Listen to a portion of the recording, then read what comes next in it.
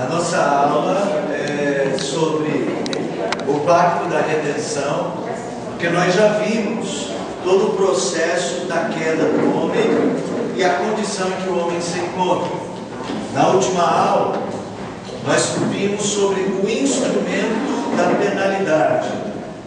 O homem foi condenado no tribunal de Deus. Deus, como juiz justo que é, ele tem que cumprir a lei. E a lei exigia para o homem pecador o quê? Qual era a penalidade da lei? Morte. O homem tinha que morrer. E é isso, essa é a condenação do homem. Para executar essa pena, qual que é o instrumento que Deus usa? A sua ira. E aí, a semana passada, nós falamos sobre a ira de Deus, né? E obrigado, Deus abençoe. Está livre da ira vindoura. Ó, veio para Lardão só. Não vai está livre só de metade da ira. Então, assim, a ira de Deus é o poder de Deus de cobrar a sentença. O derramar da ira de Deus não é só uma raivazinha qualquer que Deus sente, depois ele diz ali, ele derrama poderosamente a sua ira. E aí nós vamos ver os textos bíblicos, né? Lembra lá, até o próprio diabo sofrerá a ira. Então o inferno não é um lugar, o inferno, e depois do inferno, o lago de fogo,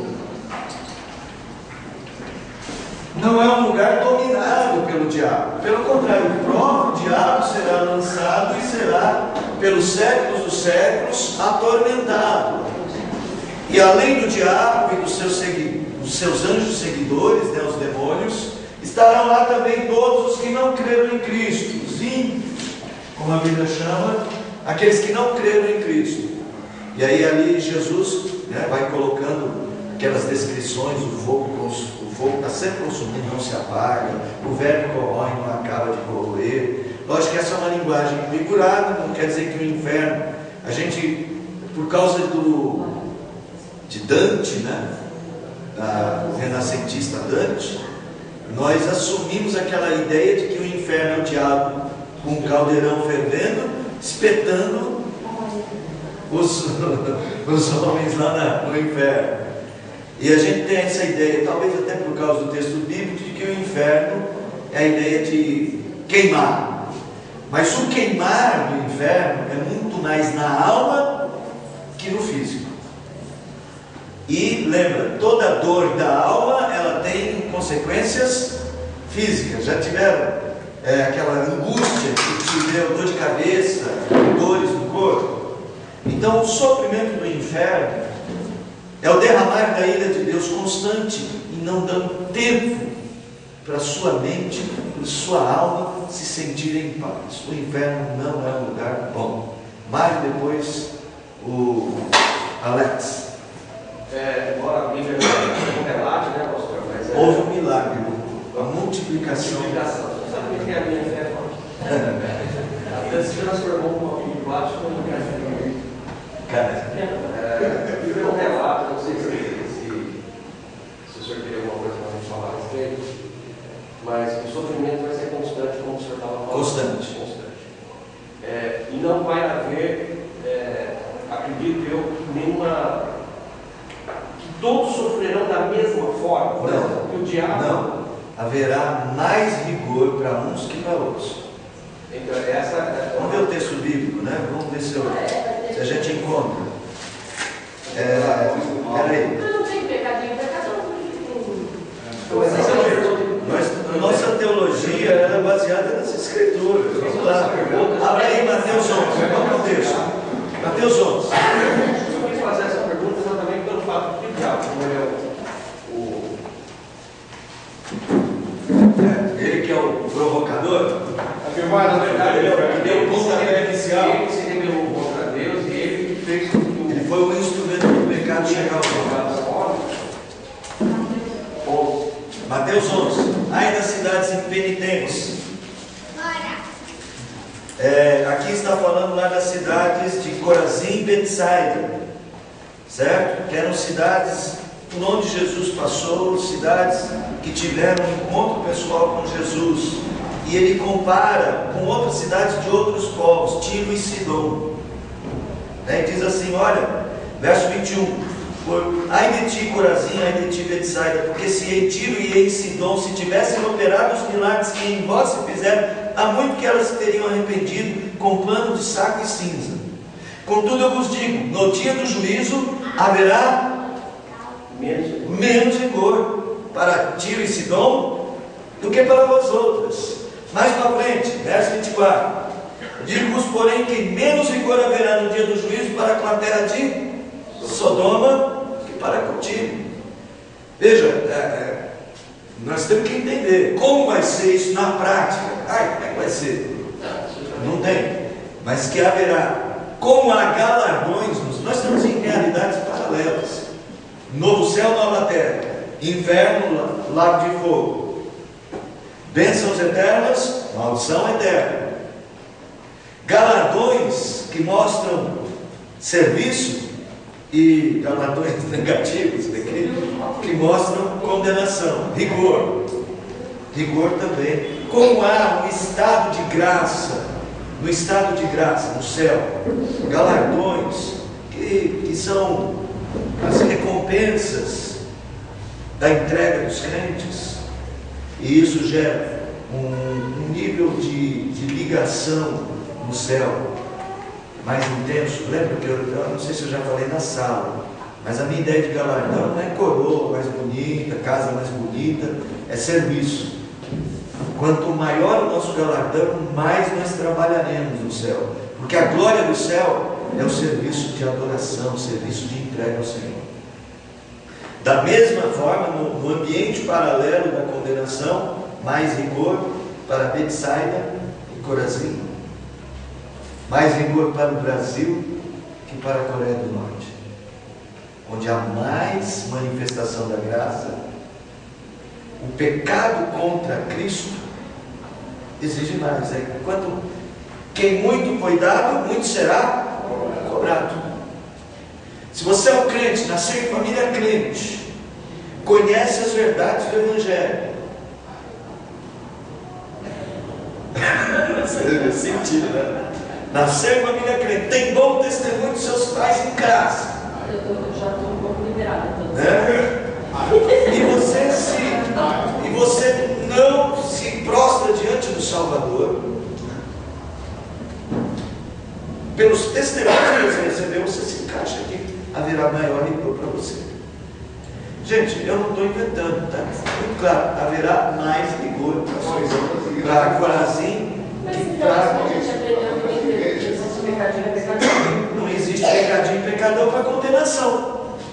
Nós somos condenados pelo pecado original. A condenação é a mesma, mas a intensidade da ira é aquele. Todo mundo na prisão, só que uns estão mais perto da janelinha. As igrejas não pregam esse Deus, né? Que você está falando. Como é que é? Desculpa. Não pregam o Deus do amor, né? Não pregam o Deus do juízo, então nós somos cheios de seguidores. Então, quando você vai falar do evangelho verdadeiro mesmo, nós temos essa dificuldade da aproximação do crente. Eu não prego o Deus do juízo. Não, eu sei. É um Deus verdadeiro.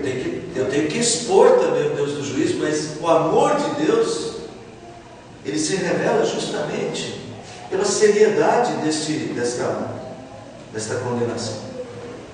A seriedade de todo o processo de condenação do homem e o resultado final, que é o juízo final, é a base do entendimento do que é salvação, gente. Porque tem gente aí achando que está sendo salvo só de ficar doente, que salvação é só um procedimento moral diferente, que ser crente é só ser salvo de uma situação moral.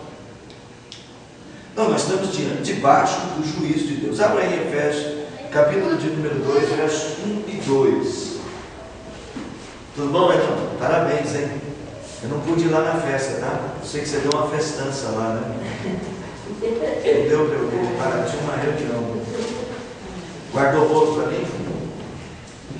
Acabou? Ué, você podia sem bolo também. Parabéns, Edson. Alguém achou aí? Pode ler para a gente? Efésios 2, 1 a 3, desculpa, 1 a 3. Ele vos deu vida e estamos mortos nos vossos delitos e pecados, nos quais andaste outrora, segundo o curso deste mundo, segundo o príncipe da potestade, do ar, do espírito, que agora atua nos filhos da desobediência, entre os quais também todos nós andamos outrora, segundo as inclinações da nossa carne, fazendo a vontade da carne e dos pensamentos. E éramos por natureza filhos da ira, como também os demais. Paulo olha para a igreja e fala assim: vocês têm que lembrar isso, que vocês eram filhos da ira como todos os demais. Todos estávamos debaixo dos nossos delitos e pecados, e isso era a morte. E a nossa vida foi salva da ira vindoura. Por isso que lá em 1 Tessalonicenses capítulo 1, verso 10, ele vai dizer que eles se achegaram a Cristo, que nos livra da ira vindoura. João Batista, quando pregava, chegaram os fariseus, João Batista gritava para eles assim: quem foi que vos induziu a fugir da ira vindoura? Então, esse é o processo, essa situação da humanidade. Nós vimos isso até a semana passada, quando a Kátia saiu daqui falando assim: não entendi nada. Não, entendeu, né, Kátia? Mas ficou mais confuso. Quer me dizer qual era a confusão, Kátia? Ela não acordou ainda. Mas nem lembro. Tudo bem? Tudo bem? Não lembra qual era a Não? Então assim, é importante que vocês compreendam só a grave situação que é a justiça de Deus. Nós não podemos nos esquecer que quando Deus estabeleceu o pacto de obras lá com Adão, olha, cultiva o jardim, coma de todas as árvores livremente, mas não coma daquela. Ele disse: se você comer, certamente morrerás. Aquele teste era o teste da humanidade. E o pecado de Adão, então, era o nosso pecado. E ali nós somos condenados. Por uma só ofensa entrou o pecado no mundo. E o pecado, a morte. E a morte passou a todos os homens. Então, essa é a condição da humanidade sem Cristo. Então, salvação, eu espero que tenha ficado o máximo claro. Mas é óbvio que, lembra os textos bíblicos que conheceram, que vocês vão ver mais sobre isso. A salvação é, então, não salvação do diabo. Eu não sou salvo da mão do diabo. Eu posso ser liberto do império das trevas, mas eu sou salvo da ira vindoura. E essa é a ira de Deus. Então aquele conceito popular de que o inferno é a ausência de Deus, na verdade o inferno é a ausência da manifestação do amor de Deus. Que Deus está presente lá em toda a sua ira. Tudo bem, gente? Podemos seguir em frente? Perguntas? Perguntas? Então, nem sei muito bem como formular, mas vou tentar. Eu também não sei muito bem como responder. É tudo certo. Creio eu que nós teremos uma vida cheia de atividades na nova terra. Sim. Teremos hierarquia. Hierarquia. No inferno funcionará mais ou menos do mesmo jeito. Sabe? Acredita que o diabo vai ter algum poder hierárquico? O poder é de sofrer mais. Ele não terá ações, ele não comandará ações. Veja, a graça da criação do ser humano é ter dado ao ser humano a capacidade de agir racionalmente e de fazer a sua vida acontecer. Então você cultiva o jardim. Hoje eu estou cultivando a laranjeira e estou fazendo suco de laranja. E essa liberdade que Deus nos dá de decidir é uma grande bênção. Isso é retirado do inferno. Não há nenhuma bênção no inferno. Então é sofrer o tormento de não poder mudar nada. Veja, é ser atormentado por tantas coisas, entre elas essa. Então o próprio diabo, todo o poder lhe é esvaziado. É ficar em cadeias. Entendeu? Irmão, eu não tenho como explicar totalmente. Eu nunca fui ao inferno, né? E a Bíblia não tem uma descrição perfeita. Perfeita não tem uma descrição completa, né? não foi esse o propósito, mas vou tentar usar um exemplo. Uma das doenças dos nossos dias, assim, que mais maltrata a pessoa é a depressão. Ele já passou por isso, sabe? A depressão, você perde energia. Você quer fazer um negócio? Então, eu vou tentar usar esse exemplo. Imagine que no inferno, isso vai a um grau tamanho que é um tormento pessoal de tentar agir e não conseguir. Você entendeu? Isso é uma situação legal. É Deus impondo essa condição. Deus retira de nós uma coisa preciosa. É a ira se manifestando, gente. É o Deus ingrato se manifestando.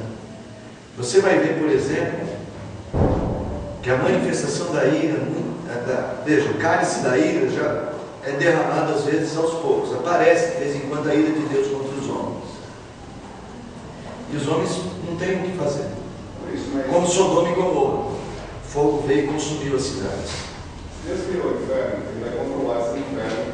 Tá? Pela sua ira. Pela sua ira. Da mesma forma, como o céu vai ter atividades, talvez você não tenha atividades mais com dor de outra forma, mas vamos fazer alguma coisa? Não, porque fazer algo é uma bênção. Toda bênção será retirada do inferno, gente. O poder agir, o poder decidir, eu vou para esse lado, vou para a direita, eu vou para a esquerda, isso é uma bênção. É que a gente faz isso tão facilmente que a gente não percebe. A sua concepção, vamos pensar a consciência do sofrimento, assim, você imagina? Sim. Veja, a parábola do rico e Lázaro, ou a história do rico e Lázaro, depende do que você entende ali naquele texto. O rico chega para Abraão, né, naquela suposta conversa, que eu acho que é parabólica, é parabolar, né? Não sei se existe essa palavra. Aquela conversa com Abraão, pai Abraão, eu estou aqui em tormentos. Olha, isso é consciência. E o próprio saber, veja, não teria sentido ser torturado sem ter consciência. Que tortura é essa que eu não perco a consciência? A tortura não é tortura. A consciência é plena. Deus não lhe retira a consciência e retira qualquer capacidade de ação benéfica. Ele já foi julgado para estar nesse sofrimento, não vai ter o juiz, ou ele já está para lá, está sofrendo Quem? Essa parábola que você está colocando aí. Quem? Lázaro não. Não, ele Lázaro, a conversa. Rico e o Lázaro, né? Então, naquela conversa, quando Jesus diz, o rico já está em sofrimento. Mas já sofreu o juízo direto, já está sofrendo? Sim, a pessoa que morre já vai para o inferno. E depois ela ressuscita para ir para o lago de fogo. Só piora, né? Só piora. Gente, nós estamos falando uma coisa muito séria. O que a Bíblia fala sobre a perdição eterna. Esse é um dos ensinos bíblicos basilares para sustento da nossa fé. Saber que fomos salvos da perdição eterna, da ira vindoura. Lembra como é que Jesus Cristo se referiu a Judas? O filho da perdição. Isso é muito sério. Nós éramos filhos da ira. Nós temos que olhar para a Escritura e ver que ela se refere a isso. E entender a gravidade deste estado, desta condição futura que foi gerada na morte, é base para a gente entender a manifestação da graça. Por que a salvação é tão preciosa? Por que eu, como crente, não posso brincar com a minha salvação? Por que eu tenho que desenvolver a minha salvação? Porque eu tenho consciência do que Deus fez por mim, de onde Ele me tirou. Abre aí Colossenses. Vai lá, vai falar.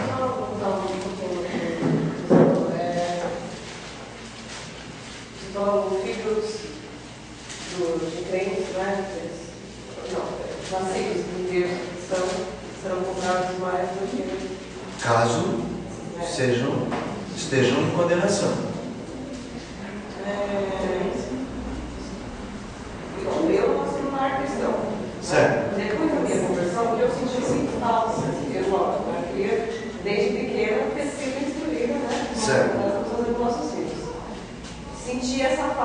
fase, né? Desde pequeno, né? Fala só.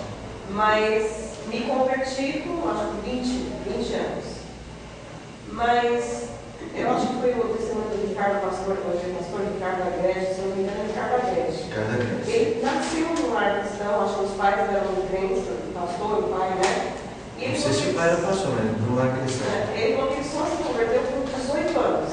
Então ele teve todos os ensinamentos desde pequeno, mas só se converteu com 18 anos. Mas aí até então ele faz as coisas, ele é ensinado a amar o Senhor, mas ele não tem consciência de como é amar o Senhor. Ele só vai ter essa consciência quando o Senhor falar. O Senhor deu um novo coração para ele. Exato. E mesmo assim, ele vai ser cobrado pelas coisas que ele não conseguia perceber. Agora que ele tomou a decisão, ele é perdoado. A hora que ele se converte verdadeiramente ao Senhor, ele é perdoado. Então, desde quando ele foi criado. Depois que somos perdoados, entramos esse rigor da condenação não existe mais. Não, nenhuma condenação há para os que estão em Cristo Jesus. É isso. Você fala, não é justo, porque eu fui crente o tempo todo, nunca fiz. Não, nenhuma. A Bíblia só diz o seguinte: nenhuma condenação há para os que estão em Cristo Jesus. Acho que na verdade, então, é quando há conversão. Mas Não há conversão. Isso daquele que conheceu o Evangelho e se afastou dele. Então é nesse caso, para quem se afastou. Na verdade é o seguinte, é para quem teve contato com o Evangelho, para quem foi orientado, foi chamado várias vezes, porque assim, já vamos pensar os dois ladrões da cruz. Eles foram chamados quando? Eu não sei, a Bíblia não conta a história deles. Mas certamente eles foram menos chamados que eu, por exemplo. Eles estavam ali diante de Jesus, um grande privilégio, ouvindo as palavras de Jesus: Pai, perdoa, todo aquele testemunho, e um tomou a decisão e o outro não. Agora eu, desde pequeno, estou aprendendo de Jesus, de todos os milagres de Jesus, saí a história dos profetas, e assim vai. Se eu não tomar a decisão favorável a Jesus, de arrependimento, vou para o inferno junto com um outro ladrão que também foi para o inferno. Chega lá, Deus vai falar assim: mas você, Maurício, você sabia disso. Até a história desse ladrão você sabia que você devia ter se arrependido. Então, para os que não se arrependem, quando vão à condenação eterna, o que receberam conta com agravante da sua condenação. É um trabalho totalmente ilegal, é um tribunal. Como na justiça, o Alex vai dizer melhor, um crime tem seus agravantes. O cara planejou, o cara não deu chance de defesa, a Kátia também, né? Não deu chance de defesa à vítima, motivo fútil, isso tudo agrava a situação do crime. Pastor, então assim, e para aqueles que já são salvos, se converteram e levam uma vida... São convertidos verdadeiramente. Porque assim, conversão é uma coisa que está lá no coração, é uma mudança verdadeira. Tem gente na igreja, lembra que a Bíblia fala do joio? Que parece crente, mas não é. Mas vamos supor que ele seja convertido. Se é convertido, nenhuma condenação há para os que estão em Cristo Jesus. Porque não depende do que eu faço, é do que Ele fez. Agora, o que a Bíblia diz é que essa pessoa afastada, em um dado momento, Cristo vai buscar as suas ovelhas, traz de volta. Agora a gente tem que tomar muito cuidado para não pensar o seguinte: às vezes a gente tem uma ideia de que afastado de Deus, afastado da igreja é igual afastado de Deus. Essa não é uma equação simples assim. Afastado da igreja pode ser uma evidência de afastamento de Deus, mas às vezes a pessoa volta para Deus. Veja, às vezes volta para Deus e ainda não voltou para a igreja. Pode ser que não dê tempo. E aí o que acontece? Se voltou para Deus, veja, nenhum convertido verdadeiramente se perde.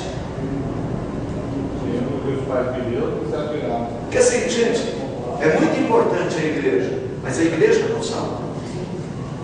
Deus salva. Jesus Cristo em Deus, ou Deus em Jesus Cristo. Às vezes a pessoa volta para Deus e não dá tempo de voltar para a igreja. Quantas vezes a gente já ouviu falar de histórias assim, de pessoa no leito de morte, que viveu afastado do Senhor e de repente o Senhor foi buscado para... Toda a história com Deus fez sentido só no momento final. Como o ladrão da cruz, que é um exemplo bíblico. O ladrão da cruz é no momento final que ele tem um arrependimento. Está certo que eu não sei a história dele antes, né? Então, o afastamento da igreja é sinal de afastamento de Deus. A volta para a igreja é sinal de volta para Deus. Mas não é uma equação direta. Uma equação que tem fatores intermediários. Acho que daí eu me dou o direito de pensar que algumas pessoas muito próximas de mim, que não frequentam igreja nenhuma, mas creem em Deus e em Jesus, né, no amor de Jesus, etc., então são convertidas. Sim, mas veja, também não é uma equação tão direta assim. O afastamento da igreja não pode ser evidência de afastamento de Deus. Porque afinal de contas é a ordem de Deus que congreguemos. Então Jesus Cristo fala: como é que eu sei que vocês estão em mim? Se vocês obedecem aos meus mandamentos. A evidência que estou em Cristo é a obediência. A evidência mais concreta é a obediência, fruto. Então eu não posso dizer só porque está fora da igreja está no inferno. Mas também não posso dizer só porque diz que está com Deus, está mesmo. Ok? Irmãos, vamos fazer agora. Agora nós vamos começar uma sequência de estudos baseada agora na salvação desta condição.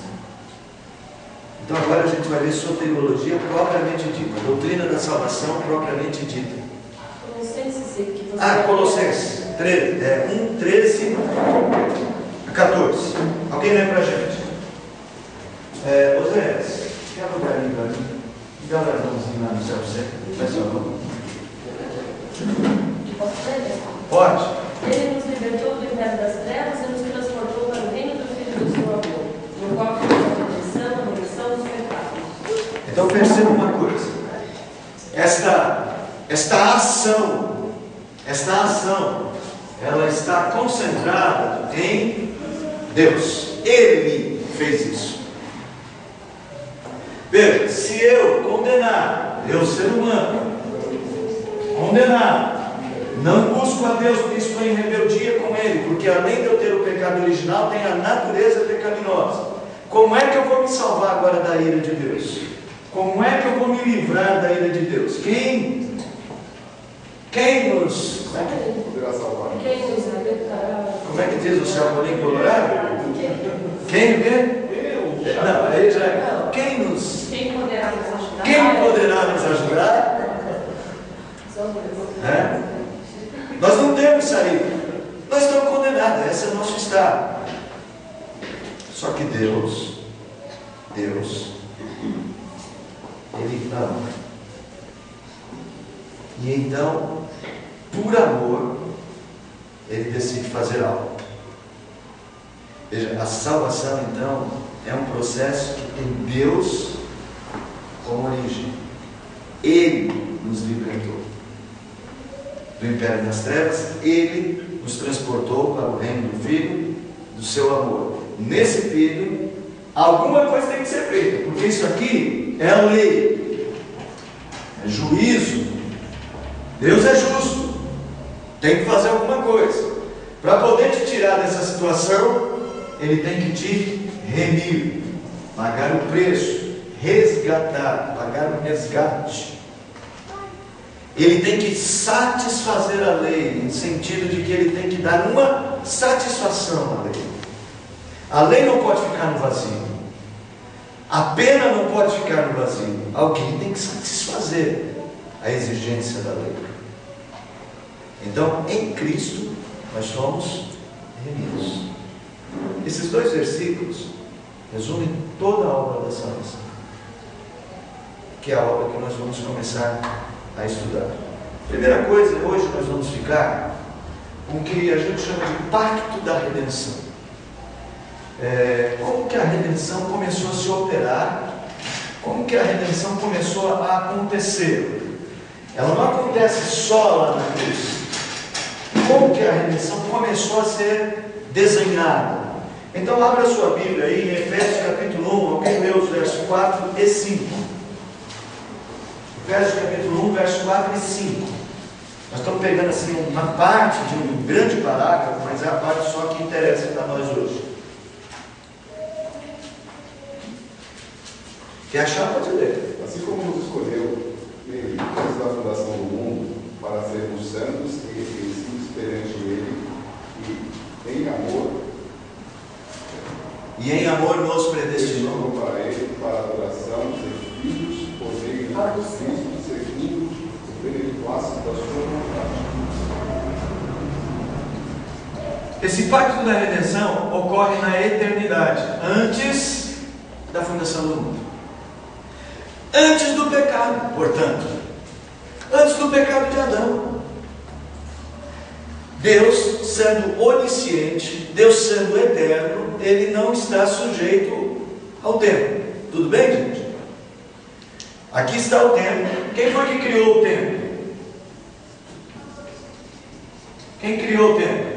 O tempo foi Deus, mas as horas foi o homem. O calendário foi Sim, o calendário. Como contar o tempo? O homem que... Mas quem criou o tempo foi Deus. Deus está fora do tempo. Deus é atemporal. Deus não tem passado nem futuro. Deus só tem o quê? Deus só tem presente. Eu sei que você deve estar vendo, como assim só tem presente? Para Deus todos os tempos são agora.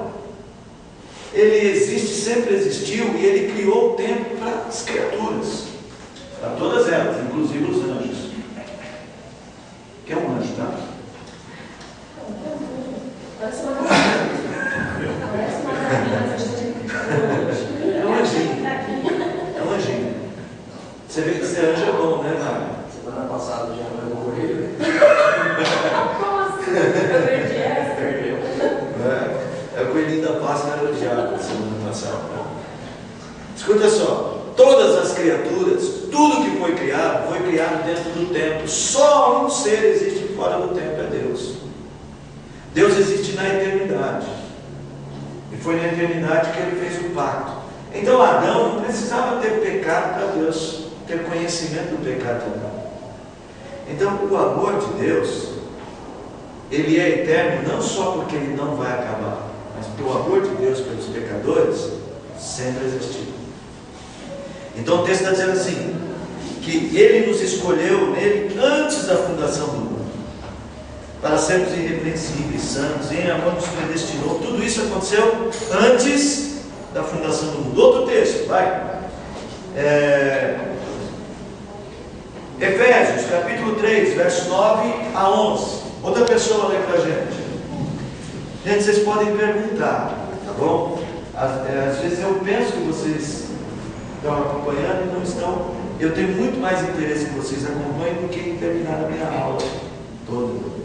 Eu prefiro que vocês aprendam, porque simplesmente eu cumpro o meu dever de dar essa aula. Vai lá, Efésios 3, 9 a 11. Quem lê? E manifestar qual seja a dispensação do mistério desde os séculos, oculto em Deus que criou todas as coisas, para que pela igreja a multiforme sabedoria de Deus seja conhecida, agora, os principados e potestades nos lugares celestiais, segundo o eterno propósito que estabeleceu em Cristo Jesus, nosso Senhor. Olha só, ele manifesta na história um mistério que era da eternidade, dos séculos, que estava nele. Está se referindo a esse plano da redenção. E ele vai ali no versículo final dizer o seguinte: segundo o eterno propósito que ele estabeleceu em Cristo. Então o pacto da redenção não aconteceu como uma saída. E agora o homem pecou, o que nós vamos fazer? O pai olha para o filho: agora, o que a gente faz? O homem não deu certo como a gente pensou que daria. Deus não foi pego de surpresa.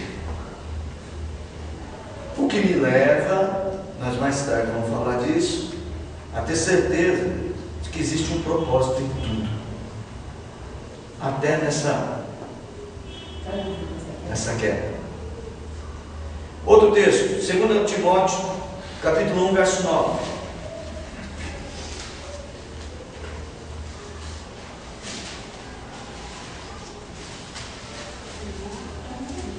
É 2 Timóteo 1, 9.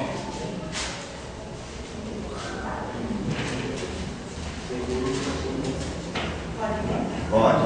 Que nos salvou, nos chamou com santa vocação, não segundo as nossas obras, mas conforme a sua própria determinação e graça que nos foi dada em Cristo Jesus, antes dos tempos eternos. Então esse pacto de redenção, esse pacto de graça, esse pacto de salvação, Deus estabeleceu antes dos tempos eternos, na eternidade. É um conselho trinitário. Antes da eternidade, o que existia? Antes da criação, antes da fundação do mundo, o que existia? O Pai, o Filho e o Espírito Santo. Eles têm um eterno propósito de salvação. Então eles se reúnem no conselho trinitário e dizem assim: o homem pecou. O que é que nós vamos fazer? Aqui não tem esse texto da Bíblia, tá? Aqui é uma sugestão didática. Se reúne o Pai, o Filho e o Espírito Santo, o homem vai se afastar de nós. O homem vai ser condenado. Vamos ter que derramar nossa ira sobre o homem. Mas nós amamos o homem. O que é que nós vamos fazer? Então, o Pai designa o Filho como Salvador. Então, no conselho trinitário, o Pai designa o Filho como Salvador.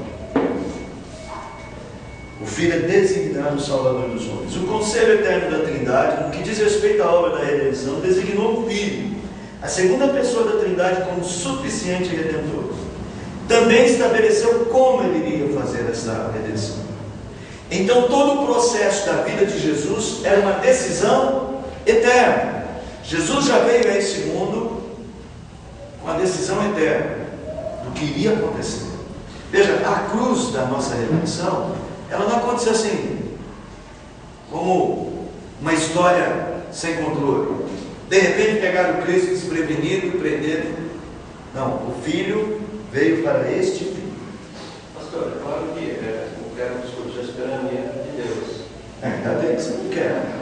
Mas, ouvindo a sua explicação referente a isso, aonde ficou o livre-arbítrio que o próprio Deus criou o homem? Onde ficou? Porque de uma certa Ficou no jardim do Éden. Sim, mas de uma certa forma, Deus criou o homem e ele poderia ter decidido. Ele, o homem, não poderia ter decidido pecar ou não. Ali poderia. Mas você já estava decidido no conselho trinitário? Meu caro, tem coisas que eu não tenho todas as ferramentas para te explicar. Eu disse agora há pouco que eu vou entender por que Deus determinou inclusive isso. Mais tarde eu vou falar que primeiro tem dois motivos. O primeiro, mostrar a sua ira nos filhos da perdição e revelar o que é graça. Mas se você tiver paciência, você vai lembrar essa pergunta daqui a pouquinho? Não. Tenta lembrar essa pergunta, ela é importante. De qualquer jeito eu vou falar dela, tá?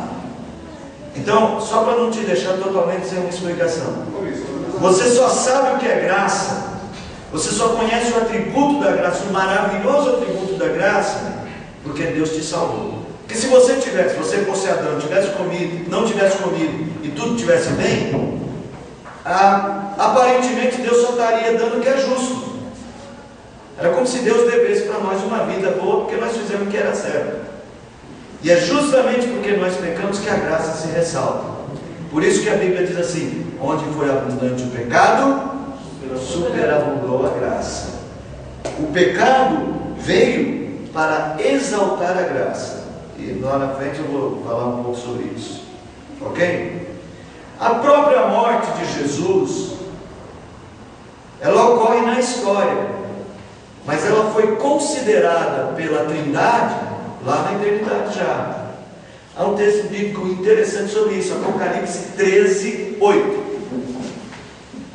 Apocalipse 13, 8. Isso fica lá na providência, então, perguntando aqui.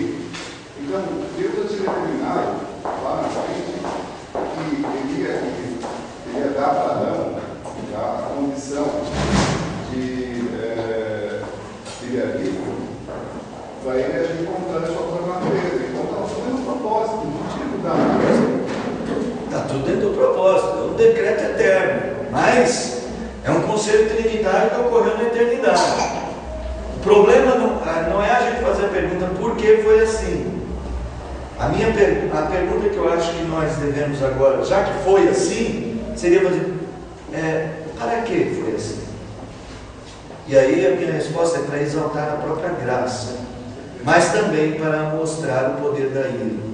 Porque se o homem não tivesse pecado, se o diabo não tivesse pecado, se não houvesse pecado, Deus iria se irar contra o quê? Verdade? No entanto, ele mostra a sua ira. A ira e a graça são dois atributos de Deus dentre os mais elevados na Escritura. A santidade de Deus, ela exige a manifestação da ira, e a santidade de Deus produz o amor da graça. Então, ira e amor, ou ira e graça, são dois atributos que estão no top. Por isso Deus faz a história acontecer do jeito que aconteceu, para que esses atributos se mostrem. Porque sem o pecado, nenhum dos dois atributos aparece. Deus não ia poder se irar contra nada, né? Porque não tinha o pecado. E por conta de não ter pecado, não haveria manifestação de graça. Tudo que Deus iria nos dar seria totalmente merecido, que Adão não teria pecado. Mas espera um pouquinho, eu estou adiantando, está faltando alguns elementos. Então, às vezes o encaixe não está tão perfeito. Quando chegar lá, a gente encaixa melhor. Abra aí Apocalipse 13, 8. Abra e leia. Eu falei só abra, né? Vai lá, pode ler, Paulo. E adoraram-na todos os que habitam sobre a terra, esses cujos nomes não estão escritos no livro da vida. Espera só um pouquinho. Adoraram a quem? A besta. Tá? Está falando aqui dos ímpios. Eles adoraram-na todos os que habitam sobre a terra. Todos, quando ele diz todos, ele está dizendo todos aqueles que não têm os seus nomes escritos no livro. Que livro é esse? Lê agora. No livro da vida do Cordeiro, que foi morto desde a fundação do mundo. Jesus Cristo não foi morto desde a fundação do mundo. Jesus Cristo não foi morto lá em Jerusalém, um pouco mais de 2000 anos atrás. Na história, sim. Mas a consideração do sangue do Cordeiro já aconteceu no Conselho Trinitário. Isso é o pacto da redenção. Naquela reunião. Ideologicamente, ela foi formada aqui. Então a nossa salvação, ela ocorre num pacto eterno. Então o pacto da redenção, ou o pacto da graça, e eu quero estabelecer exatamente esse parâmetro. Por que aconteceu em Deus e não foi uma coisa que aconteceu a partir de mim? É justo que eu chame esse pacto de pacto da graça. A salvação vem pela graça, ela começa em Deus. É Deus que mexe os pauzinhos para a coisa acontecer. Então nós precisamos urgentemente tirar das nossas mentes que essas coisas estão na nossa mão para morrer. Que é o senso comum do homem, de que ele vai fazer alguma coisa para merecer a salvação. Essa é uma ideia que a Bíblia repudia. A Bíblia diz que toda salvação vem pela graça. O fato dela acontecer até mesmo antes da fundação do mundo já mostra que tudo depende de Deus. Ok, gente? Então, o conceito que você deve sair hoje daqui firmado é: a minha salvação sempre começa em Deus. Aquele estado de libertação da ira que vai cair sobre mim, ela não é resolvida por mim, essa situação, essa condição. Ela é resolvida primeiramente por Deus. E Deus começa a resolver isso antes da fundação do mundo. Fala, Silvio, você suspirou. Vai lá, Silvio, abre o seu coração.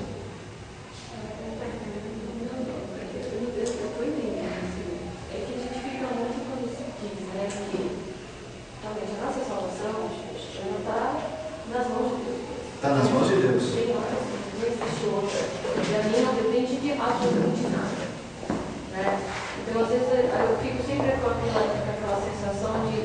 Eu não sei se as outras pessoas sentem essa mesma questão. E se a gente às vezes não está se enganando para falar, né? O que a gente tem feito? Né?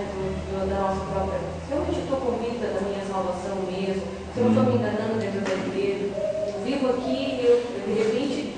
Essa é a minha vida dentro da igreja. Mas às vezes é como muitas vezes você tem falado, né? A pessoa vai viver a vida inteira dentro da igreja e às vezes não, e se enganou a vida toda, acreditando que estava salvo.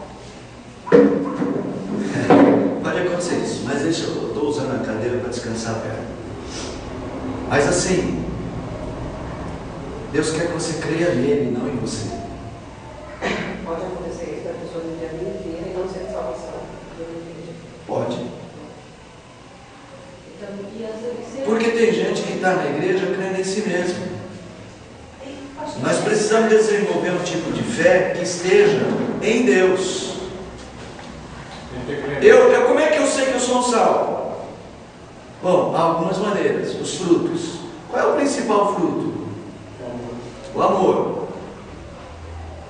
E esse amor a Deus, ele só existe porque Deus me amou primeiro. Eu tenho que ter fé que Deus me amou. É crer no amor de Deus. Se revela em Cristo Jesus. Então, no fundo, o que nós precisamos é ter fé. É só o que é exigido de nós. Quando o carcereiro chega para Paulo, o que eu faço? Crer no Senhor Jesus, será salvo. Pois existe no Egito, por amor, eles dão mandamentos. Por amor ele deu mandamento, eu obedeço o mandamento por fé. Deixa eu, Gislaine. Então, como a Jane colocou, né? Pode acontecer de uma pessoa passar uma vida na igreja e não ser salva.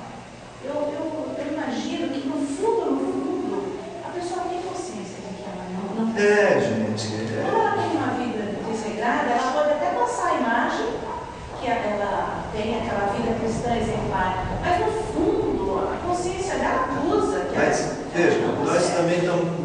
Veja, a pergunta da Silvia e a colocação da Jane, a gente ainda não chegou lá e vamos chegar. Existe uma obra do Espírito Santo, que é o conforto do Espírito Santo, que comunica ao nosso espírito que somos filhos de Deus. Está lá em Romanos 8.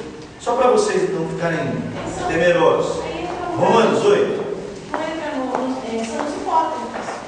Sim, mas os filhos de Deus vão receber esta obra do Espírito Santo. Romanos 8.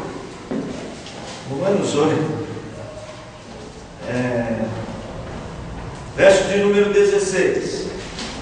Os filhos de Deus vão receber esta obra. É que agora nós não estamos falando das obras que acontecem na história, nós estamos falando da obra da eternidade.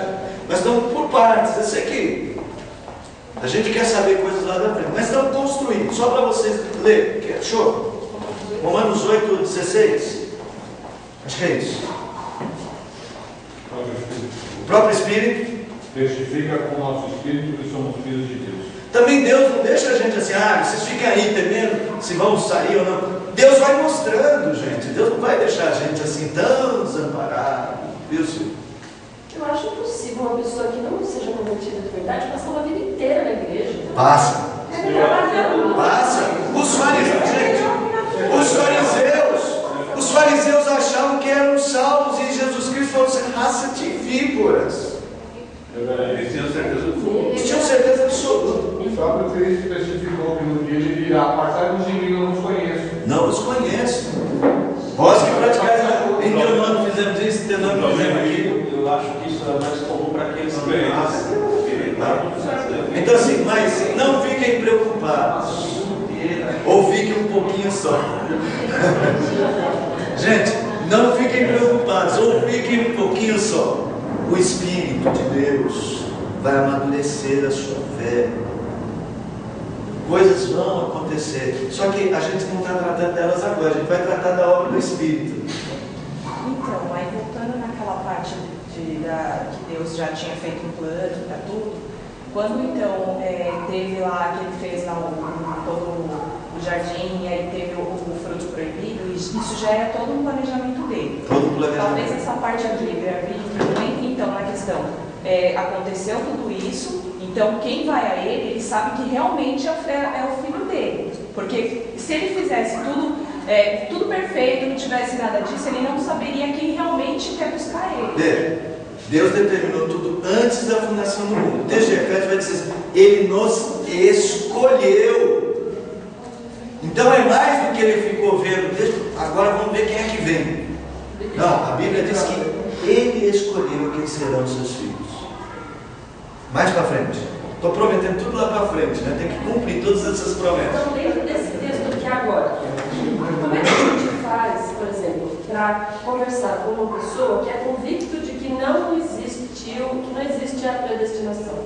Como é que faz? A gente tem que, né? Compra um revólver. Você acha que você é predestinado? Não, para nós é tão óbvio. Para nós é muito óbvio. Tá? Mas é óbvio só para os presbiterianos. Então, aí assim, assim mesmo, Meus amados. Acho que a predestinação, se a pessoa acredita ou não crê na predestinação, você vai fazer aquela inferno por causa disso. Não, Isso não é veja, a obra não depende de nós, nem da nossa correção teológica. É uma obra trinitária eterna. Não é porque eu sei teologia que eu vou ser salvo mais fácil. Qual é o texto que eles usam? Que eles querem? Eles que não creem na predestinação para justificar que a predestinação não existe. Na verdade, eles fazem um processo filosófico. Eles dizem o seguinte: porque Deus amou o mundo de tal maneira. Se Deus amou o mundo de tal maneira, amou todo mundo de tal maneira, então como é que pode ser uma predestinação? Irmãos, eu preciso ir além um pouquinho. Silêncio, todo mundo em silêncio. Amou todo mundo.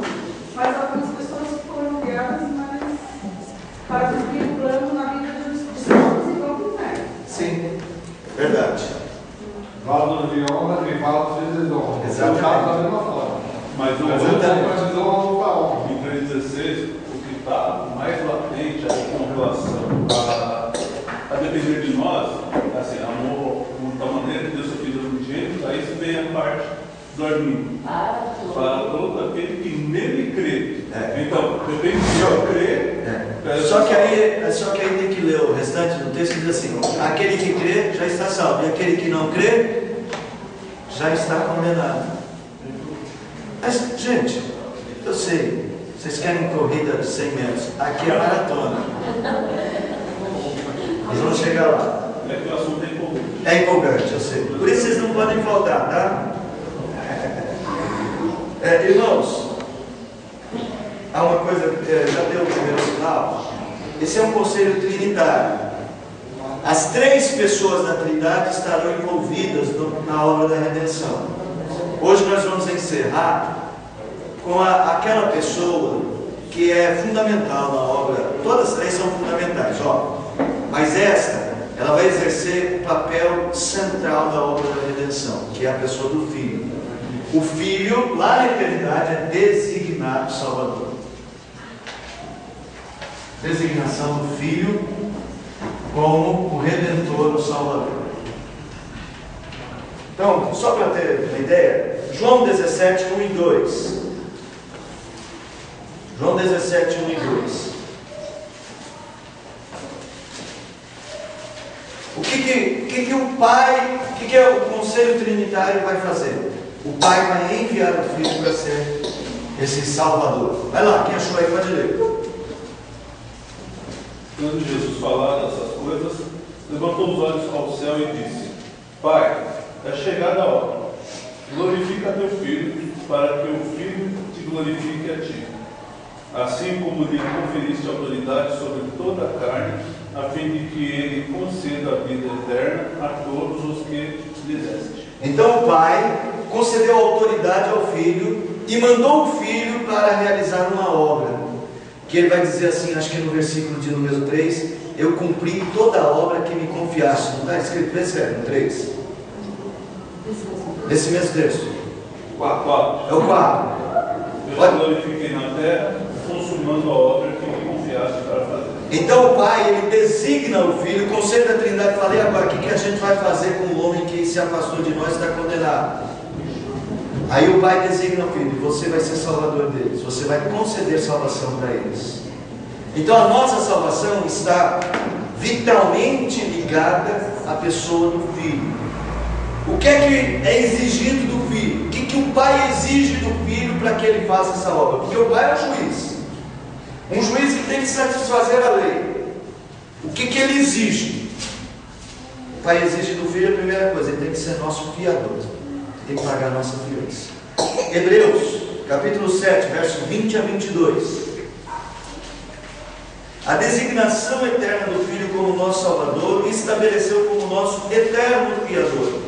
Ou seja, ele cumprirá a função de pagar nossas obrigações legais. O que um fiador faz? Um fiador, ele cumpre as obrigações pelo seu afiançado. Vocês já alugaram casa precisaram de um fiador? O fiador faz o quê? Se você não cumpre suas obrigações, o que é que ele faz? Ele cumpre no seu lugar. E no caso, esse nosso fiador eterno vai cumprir as nossas obrigações legais. E nós somos aquele cidadão que não pagou aluguel. O fiador já sabia que ia pagar o aluguel. O Pai exige, para eu retirar a minha ira, alguém tem que pagar a fiança. E o Filho foi designado nosso fiador. Leia aí o texto de Hebreus 7, de 20 a 22. E visto que não é sem prestar juramento, porque aqueles sem juramento são feitos sacerdotes. Está falando dos sacerdotes levíticos, lembra? Aqueles lá do passado, que era uma sombra só, né? Eles faziam um serviço sacerdotal. Vai lá. Mas esse, Aí este agora é Cristo. por aquele que lhe disse, o Senhor jurou que não se arrependerá. Tu és sacerdote para sempre. Por isso mesmo, Jesus se tem tornado fiador superior a Deus. Então ele é o fiador nosso. O Pai exigiu, para haver salvação dos homens, o Filho se fez nosso eterno fiador. Por isso diz, tu serás sacerdote para sempre. Outra coisa, o Filho, ele teria de se encarnar para poder representar os homens. Ele não podia fazer isso como verbo eterno, lá como divindade. Quem pecou foi homem. E agora, como é que a gente faz? O Filho se faz homem. E isso, talvez você não percebeu ainda, ou tem pouca avaliação sobre isso. Imagine um rei que se faz plebeu. Mas o mais plebeu dos plebeus, sendo rei, ele abre mão do seu reinado e vai limpar as fossas dos seus próprios súditos. Foi isso que Jesus Cristo... Não foi isso. Foi muito mais que isso que Jesus Cristo fez. O nosso Redentor foi exigido dele que se esvaziasse de sua glória. O Pai chega para o Filho e fala, mas você não pode fazer essa obra da redenção como divindade. Você tem que se esvaziar de sua glória. Aí a glória que eu tive junto, é chegar na hora de glorificar o Filho. A glória que eu tive junto a ti, antes da fundação do mundo. Porque o Filho amava a sua glória. mas ele abre mão de si mesmo para poder pagar o preço. Isso foi exigido pelo Pai. Hebreus 8:6. Hebreus 8:6. E o texto famoso de de Filipenses, capítulo de número 2. Hebreus 8:6. Quem achar pode ler. Mas agora alcançou ele ministério tanto mais excelente, quanto é mediador do melhor conselho, que está confirmado em melhores promessas. Então, o Filho de Deus, o Filho, Jesus, vem se colocar lado a lado conosco na encarnação, para se tornar mediador com Deus.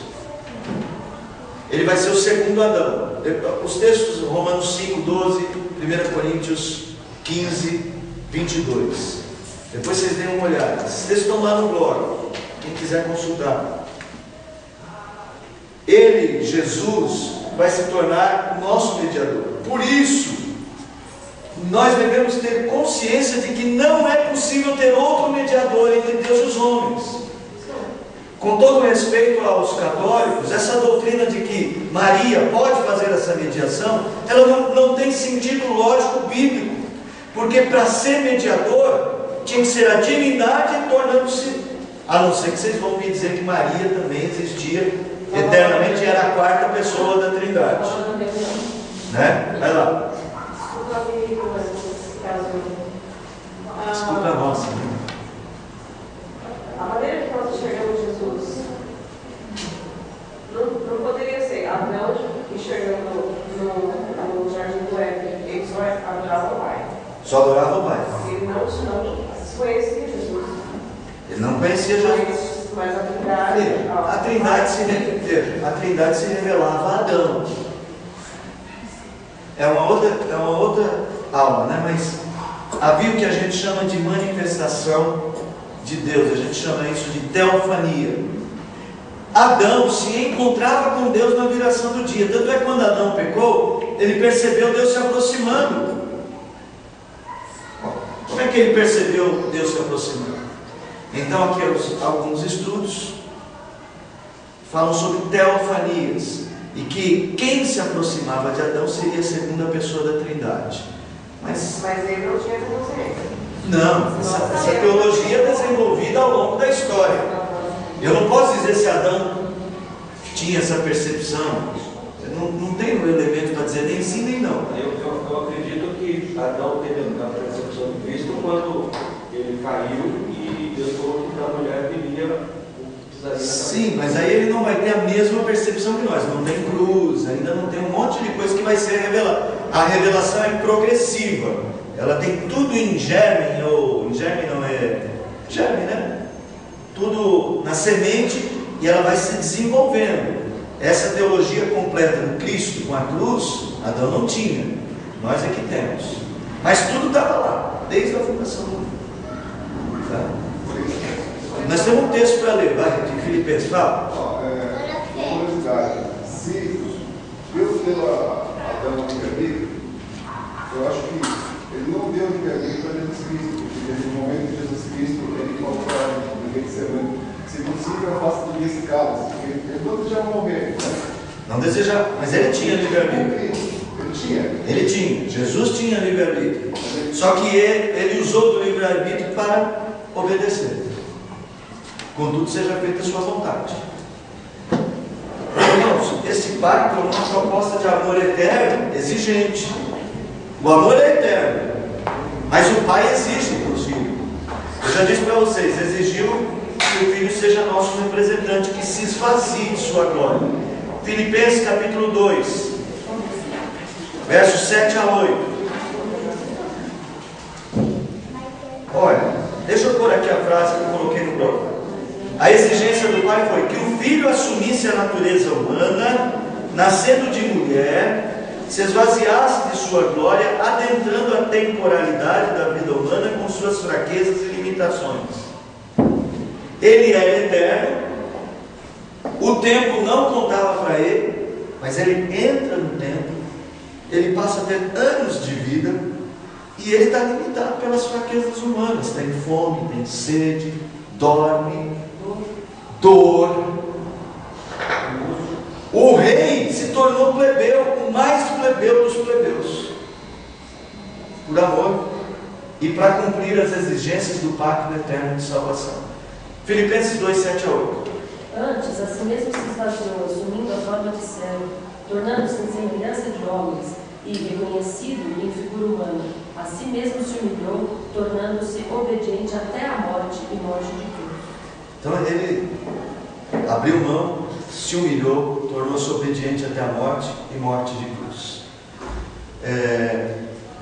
Podemos então dizer que a obra do Pai e do Filho são em si uma obra de amor. O Pai, por quem envia o seu único Filho, e o Filho, porque faz uma oferta voluntária. O Pai não falou, vai porque eu estou mandando. O Pai falou, você precisa, eu exijo isso. E o Filho voluntariamente deu-se por nós. É um texto bíblico que está em João 10, 17, diz assim: por isso o Pai me ama, porque eu dou a minha vida para reassumir. Ninguém a tira de mim, pelo contrário, eu espontaneamente a dou. Tenho autoridade para entregar e para restituir. Então o Filho diz assim: o Pai me ama porque eu sou voluntário para cumprir os desejos do Pai de salvar vocês. O Pai nos queria salvar e o Filho voluntariamente se entregou por nós. Se fosse a gente não ia falar, por que, Senhor? Por que eu? Por que isso está fazendo? Ele não, ele fala que Deus ama ele, por isso que mandou ele para morrer por nós. O Pai me ama, não, ele diz, o Pai me ama porque eu resolvi me dar por vocês. Eu não quis afirmar ontem na cantata, me segurei para afirmar. Eu não sei se eu devo afirmar, eu tenho que pensar nessa afirmação ainda. Que há um dado momento em que Deus ama muito mais a nós que a seu próprio Filho. Quando Ele está na cruz, por amor a nós, Ele vira as costas para o Filho. Deus meu, por que me desamparaste? O Filho que sempre deu prazer, o Filho do seu amor, o Filho em que Ele se comprazia, Ele mesmo disse isso 2 vezes: esse é meu Filho amado em quem me comprazo. O Filho unigênito, o único que era dele mesmo, o único que estava na eternidade com Ele, o único que tinha glória com Ele e que o glorificava perfeitamente. Ele, num dado momento, deixou de amar este Filho porque amou a mim, pecador. Ele desamparou o Filho. Ele derramou a sua ira. Na hora que Ele derrama a sua ira, Ele deixa de manifestar o seu amor. Jesus sente. E a Bíblia diz que ao Pai agradou moê-lo, quando Ele voluntariamente dera a sua vida para justificar a muitos. E Ele verá, aí que vem, Jesus sentiu isso, Ele verá o fruto do penoso trabalho de sua alma e ficará satisfeito. E curiosamente o Filho suporta a ira também por amor a você. Daí aquela frase que eu acho linda, pus no blog, que está lá em Jeremias, diz assim: com amor eterno eu te amei e com benignidade eu te atraí. Jeremias 31:3. Irmãos, hoje nós vamos parar por aqui. Hoje nós vimos o primeiro passo da obra da redenção, o conselho eterno e a designação do Filho como nosso fiador eterno, como nosso Salvador. Semana que vem nós continuamos com essa obra da redenção, né? Vamos ver os desdobramentos dela na história. Alguma pergunta? Anota aí. Somente uma parte da humanidade conheceu o pacto da redenção. Somente uma parte da humanidade será beneficiada com o pacto da redenção. Beneficiada sim, mas conhecida também. Não, porque assim, eu não falo de Cristo para as pessoas, que tem gente que crê e gente que não crê. Os que não creram conheceram.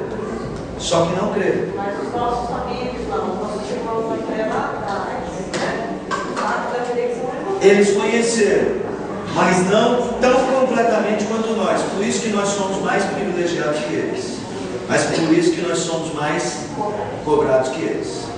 Por isso que a Bíblia diz que se não escapar, Hebreus 10, se não escaparam aqueles que não ouviram Moisés, muito menos nós que temos ouvido a Cristo. Tá bom? Ok, irmãos, muito obrigado. Eu queria sugerir a vocês que leiam o blog, se tiverem dúvida, porque na leitura às vezes suscita aquelas perguntas. Quem não sabe o endereço é EBT-IPEN, Estrela da Manhã, é Estrela da Manhã, tá? blogspot.com.br. Entre lá no blog, faça sua pergunta ou anote uma pergunta para ser